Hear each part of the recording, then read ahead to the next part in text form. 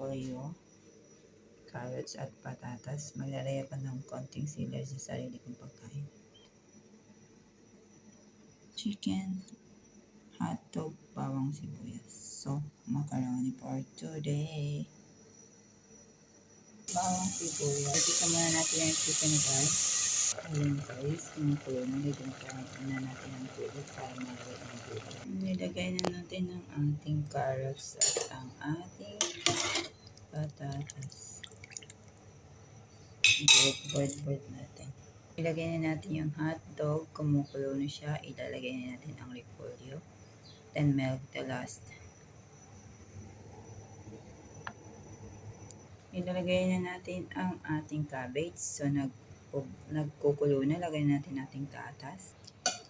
Small fire. Damihan natin ng gatas guys. Mas masarap.